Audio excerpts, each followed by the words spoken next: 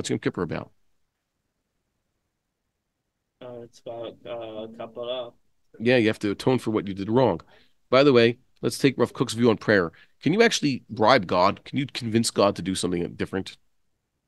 How does prayer work? We do that. We daven hard enough, hard enough. I don't know. You have daven hard enough. Somehow or other, something's going to change. You can affect the change in God or in His actions. Is that possible? Do we Some believe in would it? say so. Can we affect God in any way? I'm a super myself. Okay, I don't think you can. What are you going to say there? The davening affects you, and so Ah, it your affects you. situation changes. Great. We're like the No, that mushroom. that sounds great until you're praying for refuah. That's clearly not affecting you. You're clearly praying for So someone I else. Well, it even that makes you more I compassionate. It makes you more yeah. compassionate. Yes, positivity. My wife was talking about how, unfortunately, I was at a funeral. Okay, we'll talk about a few things. Remind me about this one. I was at a funeral this week, and a woman got very emotional and she fainted. Okay, during the eulogies, right as the eulogies ended, I caught the woman's head, like put her into the shock position, and a doctor came over and checked her. She was okay, but eventually she did opt to go away in an ambulance to the hospital to get herself checked out. To which my wife remarked, some people they could get so emotional it has such an incredible effect on the body that it harms the body.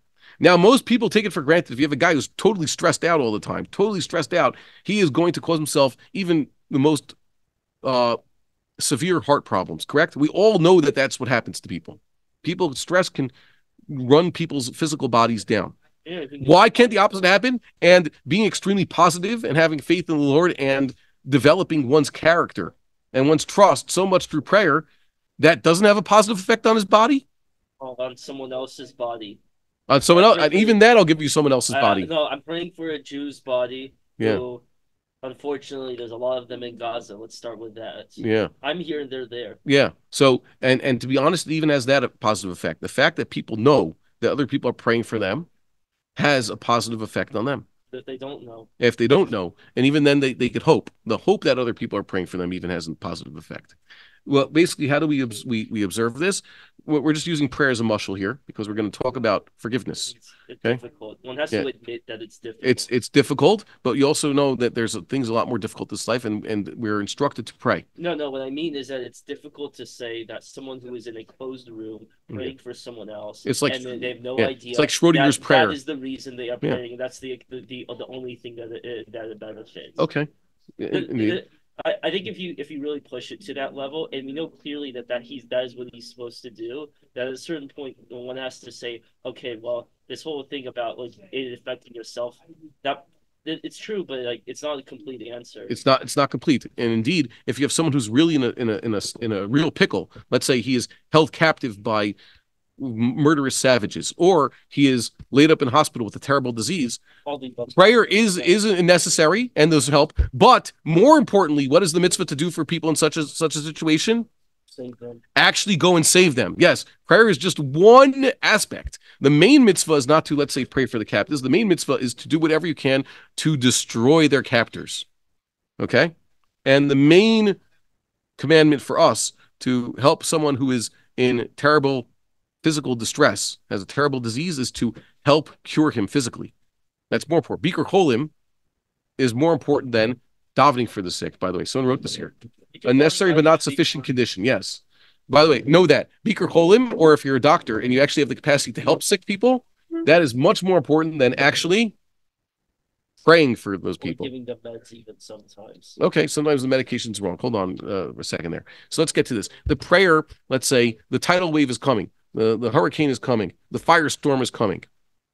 The question is, how are you prepared? Are you just going to stand in the way of it and get knocked over?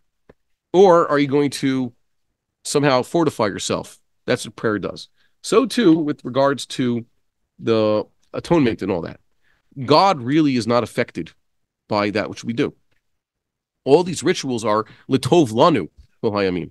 God told us to dedicate a day to confess our sins and go through rituals, or actually a quite elaborate long day ritual to expel the sin with our chief religious functionary in our chief religious location.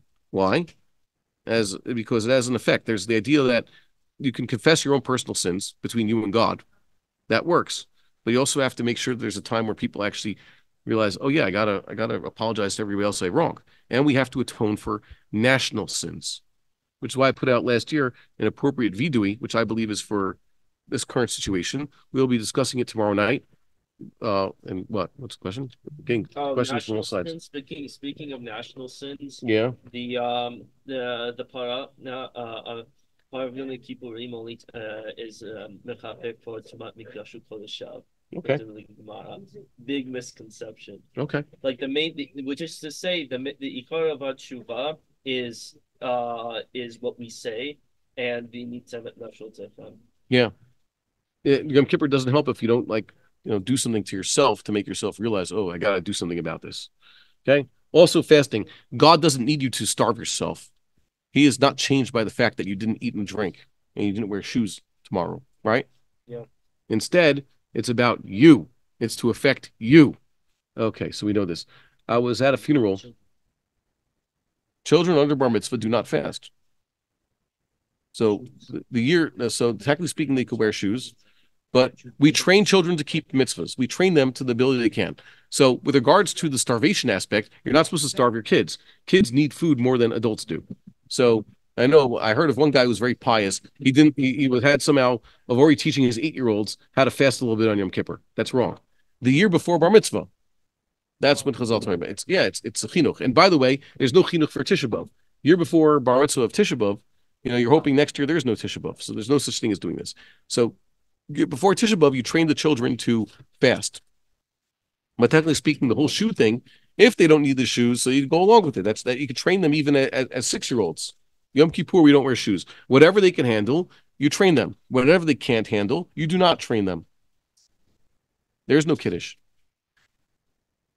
They don't eat kiddush. They just eat. There's no kiddush on Yom Kippur. You missed that part. That was an hour and a half ago. Okay? No kiddush on Yom Kippur. Okay? No lechem mishneh. Just eat what they have. However, this is important. We say this every year. It's good to do this also. Yom Kippur, you're not supposed to heat up food on Yom Kippur. It's not like Shabbos where you could have pre-cooked food and cholent and all that. Even leaving cholent or hatmana is forbidden. If everybody's a healthy adult, the only heter you have for having hot food on Shabbos in the various permissible ways, shahiyah and hatmana, etc., is for people who intend to eat that food on Shabbos. Hatmana is forbidden if there's no one who's going to be eating that food on Shabbos l'chadchila. So, but children who may eat, or the sick people may eat, they're allowed to do hatmana and shahiyah and the rest of it and have hot food. The same way you do on Shabbos. They can't prep it. So you're allowed to prep it for them.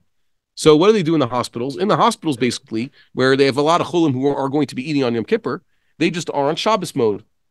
They have their food all pre-cooked before Shabbos, but they keep it hotter and they reheat it based on the usual heterim that they use on Shabbos because it's for the chulim. So too, that's what we do around our house. There are quite a few people who are certainly not fasting, and they're allowed to have warm food on Shabbos, beheter. So we have all the food ready. So in the afternoon, there will be Shabbos-like food for the children. Quite a few children will be eating it. And Mamela, it's still on the blech or whatever it is after Yom Kippur, so adults can eat that after Yom Kippur and enjoy warm food. Okay, because it was done beheter for the people who have a complete heter for Yom Kippur. And other rabbo, the rule is Yom Kippur, you're either obligated to fast or you may not fast. There's no option to fast. Either you are obligated to fast or you're obligated to eat. So we hold that they eat sufficiently so that for the baby. Eat bishurim or drink bishurim for the baby. Okay? They, from their side, they could fast. But if it's going to affect the baby, by the way, well, oh, of course it will. So you do. That's what the new psak is. Yeah, that's a problem. So there's no mitzvah to send oneself to the hospital in order to keep Yom Kippur. If you're already getting to that point, it means you should be breaking your fast. Yeah, if you're puking from dehydration, you have to eat. I remember they brought a guy to me right at the beginning of the Ela. Oh, wow, this must have been 11 years ago. The guy was green. I've never seen a person who actually says, Horiku Panov. He actually had a greenness to him. This guy he looked sickly. It's like, should this guy eat and break his fast? I'm like, no, you must. Go to the freezer. We have ices, some sugar water. Start with sugar water. He is hypoglycemic and dehydrated. First, start with that. the best way I found to re-up oneself after Yom Kippur or a long fast, like this week. Oh, we fasted this week. Have some Gatorade, some sugar water. By the way, Gatorade is not a health food. It's not something healthy people should drink, but okay, yeah. You should be drinking, let's say, Watermelon apple. is better. What? Use watermelon. It's good Yeah. for this as well. Something water with sugar in it. I use a combination dilute grape juice and water, just enough to give it some sweetness. Drink that. The first half hour rehydrate, and then start with the foods. After Yom Kippur, we're going to start with a cup of grape juice for Havdalah and some water, and let that seep in a little bit before hitting the solid food. Okay, so we mentioned Yom Kippur, so and the hashkafa behind it, and also Sukkot. We said the Vilna Gaon. Read the book about this. It seems clear from the sources that everybody held that the whole point of the schach is to reimagine the Ananei Kavod. It wasn't about trying to make makeshift shelters like they had in post-Egypt times, Exodus times. It really meant, try to mimic the Ananei Kavod we talked about in years past.